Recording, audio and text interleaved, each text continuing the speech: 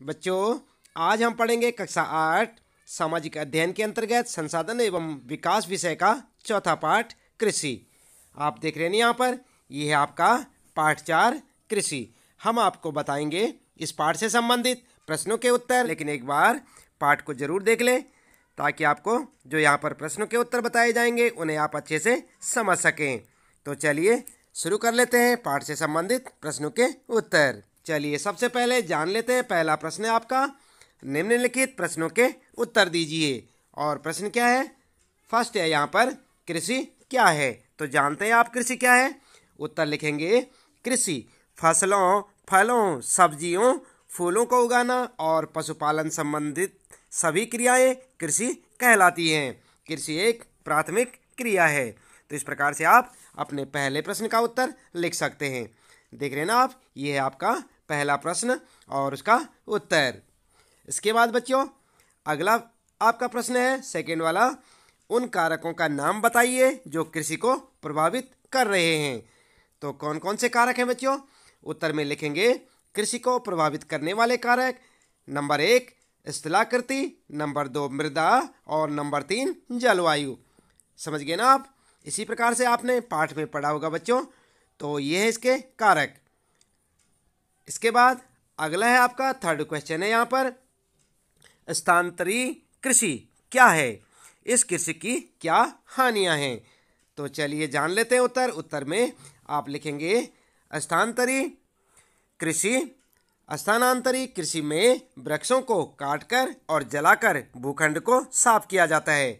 आप क्या करेंगे बच्चों? सबसे पहले आप लिखेंगे स्थानांतरी कृषि और यहाँ पर जो है आप हेडिंग डालेंगे, ध्यान रहे हेडिंग डालना ना भूलें। इसके बाद आप लिखेंगे, स्थानांतरी कृषि में वृक्षों को काटकर और जलाकर भूखंड को साफ किया जाता है। तब राख को मृदा में मिलाया जाता है, मृदा का मतलब क्या होता है? मिट्टी में। और फसलों को उगाया जाता है। भूमि की उर्वरता की समाप्ति के बाद यह भूमि छोड़ दी जाती है और कृषक नए भूखंड पर चला जाता है। इसे कर्तन एवं दहन कृषि भी कहा जाता है। तो समझ गए ना आप? इस प्रकार से आप अपने थर्ड क्वेश्चन का उत्तर लिख सकते हैं। ध्यान रहे यहाँ पर आपको हेडिंग लगानी है। इसके बाद बच्चों यहाँ पर लिखेंगे आप, हानियाँ क्या होती हैं इससे? तो हानियों में लिखेंगे, नंबर 1 मृदा अपरदन होता है और नंबर 2 लिखेंगे वनों का ह्रास होता है और नंबर 3 पर्यावरण प्रभावित होता है। तो इस प्रकार से आप जरूर लिखें और इसे अच्छे से याद करें। अगला क्वेश्चन है बच्चों आपका, रोपण कृषि क्या है? तो जानते हैं आप रोपण कृषि क्या है। उत्तर में लिखेंगे रोपण कृषि और हेडिंग डाल के लिखेंगे, नंबर 1 रोपण कृषि वाणिज्यिक कृषि का एक प्रकार है। दूसरा पॉइंट लिखेंगे, इसमें बड़े पैमाने पर श्रम और पूंजी की आवश्यकता होती है। तीसरा पॉइंट लिखेंगे बच्चों, इसमें वैज्ञानिक विधियों का उपयोग किया जाता है। और चौथा पॉइंट लिखेंगे, इसमें मुख्यतः चाय, कहवा, काजू, रबर, केला आदि की एकल फसल उगाई जाती है। ठीक है ना? तो यहाँ पर क्या लिखेंगे आप? यहाँ पर लिखेंगे रबड़ लिखेंगे। यहाँ पर आप क्या लिखेंगे? रबड़। क्या हो गया? चाय, कहवा, काजू, रबड़, केला आदि की फसल उगाई जाती है। तो इस प्रकार से आपका रोपण कृषि से संबंधित जो प्रश्न है आपका, जैसे कि आप यहाँ पर देख रहे हैं बच्चों, इसका उत्तर आप लिख सकते हैं और इसी प्रकार से लिखेंगे। इन्हें अच्छे से याद करें बच्चों। अगला है आपका प्रश्न बच्चों, सरकार किसानों को कृषि के विकास में किस प्रकार मदद करती है? तो आप जानते हैं सरकार मदद करती है। चलिए उत्तर देख लेते हैं बच्चों। उत्तर में लिखेंगे, सरकार द्वारा किसानों को कृषि विकास में मदद, और इसके बाद हेडिंग डाल देंगे आप यहाँ पर। नंबर 1 लिखेंगे, सरकार द्वारा किसानों के बिखरे खेतों को चकबंदी, यहाँ पर जो है चकबंदी लिखें आप, चकबंदी द्वारा एक स्थान पर एकत्रित किया गया है।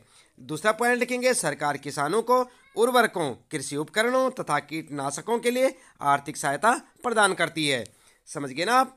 इसके बाद नंबर 3 लिखेंगे आप, किसानों को उच्च उपज देने वाले बीज तथा उर्वरक आदि उपलब्ध कराकर उत्पादन बढ़ाने में सहायता करती है। नंबर 4 सरकार कृषि उत्पादों के भंडारण तथा वितरण की सुविधा प्रदान करती है। तो इस प्रकार से आप अपने इस प्रश्न का उत्तर लिख सकते हैं। प्रश्न ये आपका, सरकार किसानों को कृषि के विकास में किस प्रकार मदद करती है और उत्तर जो है आपका यहाँ से शुरू हो जाता है और इस प्रकार से आप अपना उत्तर लिख सकते हैं। पॉइंटों में लिखें बच्चों। इसके बाद दूसरा प्रश्न आपका आता है, सही उत्तर को चिन्हित कीजिए। तो सही उत्तर पे क्या करना, आपने सही का चिन्ह लगाना है। यहाँ पर प्रश्न है आपके लिए, उद्यान कृषि का अर्थ है। तो क्या अर्थ है बच्चों, ये जो फर्स्ट क्वेश्चन है आपका, उद्यान कृषि का क्या अर्थ है। इसमें जो है 3 ऑप्शन है आपके लिए, गेहूं उगाना, आदिम कृषि या फलों एवं सब्जियों को उगाना। तो यहाँ पर उत्तर में लिखेंगे आप ग वाला ऑप्शन आपका सही होगा, फलों एवं सब्जियों को उगाना। तो इस पे आप सही का चिन्ह लगा सकते हैं। समझ गए ना, किस पे लगाएंगे, ग वाले पे। ग वाला ऑप्शन आपका बिल्कुल करेक्ट है, यानी कि ये वाला ऑप्शन आपका सही है, याद रखें बच्चों। इसके बाद सेकेंड क्वेश्चन है बच्चों, सुनहरा रेशा से अभिप्राय है। तो यहाँ पर 3 ऑप्शन है, चाय, कपास या पटसन। उत्तर में लिखेंगे आप पटसन। तो किस पे लगाएंगे, पटसन पर। ग वाला ऑप्शन आपका सही है, देख रहे ना आप उत्तर में। तो पटसन पे आप सही का चिन्ह लगा सकते हैं। इसके बाद अगला है थर्ड है, यहाँ पर कॉफ़ी का प्रमुख उत्पादक है ब्राज़ील, भारत या रूस। तो कौन सा सही है, फर्स्ट वाला। कौन सा, ब्राज़ील। आप किस पे लगाएंगे सही का चिन्ह, ब्राज़ील पर। तो ये आपका ऑप्शन सही होगा, करेक्ट ऑप्शन होगा ब्राज़ील। इसके बाद बच्चों प्रश्न आता है आपके लिए, कारण बताइए। और आपने कारण बताना है किसका, यहाँ पर देख सकते हैं आप फर्स्ट में, भारत में कृषि एक प्राथमिक क्रिया है। तो इसका क्या कारण है बच्चों, उत्तर में लिखेंगे सबसे पहले कारण और हेडिंग डाल के लिखेंगे, प्राथमिक क्रियाओं के अंतर्गत उन सभी क्रियाओं को शामिल किया जाता है जिनका संबंध प्राकृतिक संसाधनों के उत्पादन और निष्कर्षण से होता है। भारत की कृषि में फलों, फसलों, सब्जियों, फूलों को उगाना और पशुधन पालन शामिल है। ये सभी क्रियाएं प्राथमिक क्रियाओं के अंतर्गत आती हैं, इसलिए कृषि एक प्राथमिक क्रिया है। आई ना बात समझ में, ये है आपका कारण। इसके बाद सेकेंड है बच्चों आपके लिए, विभिन्न फसलें विभिन्न प्रदेशों में उगाई जाती हैं, इसका क्या कारण है। तो उत्तर में लिखेंगे सबसे पहले कारण, हेडिंग डाल के लिखेंगे, विभिन्न फसलें विभिन्न प्रदेशों में इसलिए उगाई जाती हैं क्योंकि विभिन्न प्रदेशों में स्थलाकृति, मृदा और जलवायु विभिन्न होती है, यानी कि अलग अलग होती है। विभिन्न स्थलाकृति, मृदा और जलवायु में विभिन्न फसलें ही पैदा होती हैं। तो इस प्रकार से आप अपना उत्तर लिख सकते हैं। इसके बाद बच्चों चौथा प्रश्न है, अंतर स्पष्ट कीजिए। तो आपने यहाँ पर अंतर बताना है किस किस में। ये 2 क्वेश्चन है आपके लिए। फर्स्ट है प्राथमिक क्रियाएं और तृतीयक क्रियाएं, और सेकेंड वाला है निर्वाह कृषि और गहन कृषि। तो यहाँ पर आप क्या करेंगे, उत्तर लिखेंगे, उत्तर और फर्स्ट वाले का पहले लिखेंगे। और फर्स्ट में क्या था, प्राथमिक क्रियाएं और तृतीयक क्रियाएं। तो इसमें अंतर क्या है, प्राथमिक क्रियाएं और तृतीयक क्रियाओं में क्या अंतर है। चलिए उत्तर देख लेते हैं। उत्तर में आप लिखेंगे, ऐसे एक टेबल बनाएंगे आप बच्चों, ध्यान दें, ऐसी एक टेबल बनाएं और यहाँ पर लिखें प्राथमिक क्रियाएं, यहाँ पर लिखें तृतीयक क्रियाएं, और दोनों में अंतर बताएंगे। नंबर 1 अंतर, जिन क्रियाओं का संबंध प्राकृतिक संसाधनों के उत्पादन और निष्कर्षण से होता है। और इसमें लिखेंगे जिन क्रियाओं का संबंध प्राथमिक और द्वितीयक क्रियाओं के सेवा कार्यों द्वारा सहयोग प्रदान करना होता है। और सेकेंड वाला अंतर लिखेंगे, कृषि, मत्स्यन, वानिकी और प्राथमिक क्रियाओं के उदाहरण हैं। और यहाँ पर लिखेंगे यातायात, बैंकिंग, स्वास्थ्य, शिक्षा, बीमा आदि तृतीयक क्रियाओं के उदाहरण हैं। दिख रहा है ना आपको। तो इस प्रकार से आप अपना उत्तर लिख सकते हैं। ये हो गया प्राथमिक क्रियाएं और तृतीयक क्रियाओं में अंतर में।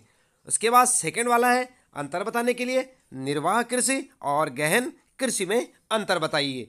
तो यहाँ पर जो आपने क्या करना है, अंतर के लिए यहाँ पर भी एक टेबल बनाएंगे आप उसी प्रकार से। और ध्यान दें, यहाँ पर जो है इस साइड में लिखेंगे निर्वाह कृषि और यहाँ पर गहन कृषि। और पहला अंतर होगा, केवल एक कृषक परिवार को आवश्यकताओं को पूरा करने के लिए की जाने वाली कृषि निर्वाह कृषि कहते हैं। और यहाँ पर लिखेंगे आप दूसरी साइड में लिख सकते हैं, भूमि के एक छोटे टुकड़े पर अधिक परिश्रम द्वारा अधिक उत्पादन प्राप्त किया जाता है। और यहाँ पर सेकंड में लिखेंगे निर्वाह कृषि के अंतर्गत एक वर्ष में केवल एक ही फसल उगाई जाती है। और इधर लिखेंगे गहन कृषि के अंतर्गत एक वर्ष में एक से अधिक फसलें उगाई जाती हैं। थर्ड में लिखेंगे इसमें कृषि के परंपरागत तरीके उपयोग में लाए जाते हैं। और यहाँ पर लिखेंगे इसमें प्रति इकाई पूंजी और श्रम की मात्रा अधिक होती है। तो आइए ना बात समझ में, कैसे आप अंतर लिख सकते हैं। इस प्रकार से आप अंतर बता सकते हैं। ठीक है बच्चों। अब इसके बाद यहाँ पर जो है अगला प्रश्न आपके लिए क्रियाकलाप से संबंधित प्रश्न है, एक्टिविटीज का प्रश्न है ये। और यहाँ पर क्या पूछा है, बाजार में उपलब्ध गेहूं, चावल, ज्वार, बाजरा, रागी, मक्का, तिलहन और दलहन के बीजों को एकत्र कीजिए। तो आप ये बाजार से ले सकते हैं, उन्हें कक्षा में लाइए, आप अपनी कक्षा में ले जाइए और पता लगाइए कि वे किस प्रकार की मृदा में उगते हैं। तो आप ये अपने क्लास टीचर से पूछ सकते हैं, अपने सब्जेक्ट टीचर से पूछ सकते हैं। और ये सारे जो है जितने भी यहाँ पर रखे हुए हैं, चावल, ज्वार, बाजरा, गेहूं, इन सब का बीज जो है क्लास में आप लेके जा सकते हैं। इसके बाद यहाँ पर जो है सेकंड है, पत्रिकाओं, पुस्तकों, समाचार पत्रों और इंटरनेट के संग्रहित चित्रों के आधार पर संयुक्त राज्य अमेरिका और भारत के किसानों की जीवन शैली के मध्य अंतर पता कीजिए। तो यहाँ पर जो है आपने इन सब चीज़ों का सहारा लेना है, पत्रिकाओं, पुस्तकों, समाचार पत्रों, इंटरनेट आदि से, और इसमें जीवन शैली में अंतर बताना है। किसमें? संयुक्त राज्य अमेरिका और भारत के किसानों की जीवन शैली में। तो चलिए सबसे पहले देख लेते हैं यहाँ पर ये जो मक्का, तिलहन, ज्वार, बाजरा, दलहन आदि बीजों को एकत्र आपने किया था, इन्हें कक्षा में ले जाकर ये किस प्रकार की मिट्टी में उगते हैं, इसका उत्तर देख लेते हैं। तो उत्तर लिखेंगे आप फर्स्ट का, विभिन्न फसलों के बीज छात्र स्वयं एकत्र करें। ये तो आपको स्वयं से करने हैं बच्चों। और एक कौन सी उसमें उगाए जाते हैं, तो यहाँ पर जो है एक आप टेबल बनाएं, अच्छी सी एक टेबल बनाएं साफ सुथरी, और यहाँ पर जो है लिखना शुरू करें। सबसे पहले लिखें आप फसल का नाम और मृदा का प्रकार, यानी कि कौन सी मिट्टी में उगाए जाते हैं, मिट्टी का प्रकार लिखेंगे। सबसे पहले बात करते हैं गेहूं की, तो गेहूं दोमट मिट्टी, जलोढ़ मृदा में उगाई जाती हैं। और चावल की बात करते हैं तो ये चीका युक्त जलोढ़ मृदा में, यानी कि मृदा का मतलब समझ रहे हैं आप, बार बार यहाँ पर मृदा आ रहा है, तो मृदा क्या है, मृदा का मतलब मिट्टी, जलोढ़ मिट्टी, ठीक है ना। इसके बाद मक्का की बात करते हैं तो ये जलोढ़ मिट्टी में या जलोढ़ मृदा में। ज्वार की बात करते हैं तो बलुआ, दोमट, और बाजरा की बात करते हैं बलुआ, दोमट। ज्वार की बात करते हैं जलोढ़, और रागी की बात करते हैं बलुआ, दोमट। और इसके बाद तिलहन की बात करते हैं बच्चों तो जलोढ़, और दलहन की बात करते हैं तो जलोढ़। तो इस प्रकार से आप जो मिट्टियों के नाम लिख सकते हैं, चाहे अपने सब्जेक्ट टीचर से पूछ के लिख सकते हैं और चाहे यहाँ से देख के, बिल्कुल ऐसे आप लिखेंगे फर्स्ट का आंसर। इसके बाद सेकंड की बात करते हैं यहाँ पर बच्चों, तो आपने जो है अंतर तो आपको हम बता देंगे यहाँ पर, लेकिन चित्र आपने समाचार पत्रों से आदि से काटकर स्वयं से इकट्ठे करने हैं। और अंतर क्या होगा भारतीय किसान और संयुक्त राज्य अमेरिका के किसान की जीवन शैली में, उत्तर में आप लिख सकते हैं। सबसे पहले आप हेडिंग डालेंगे और लिखेंगे भारतीय किसान, और भारतीय किसान की जीवन शैली क्या होती है, नंबर 1, 2, 3, 4 करके आप लिखेंगे।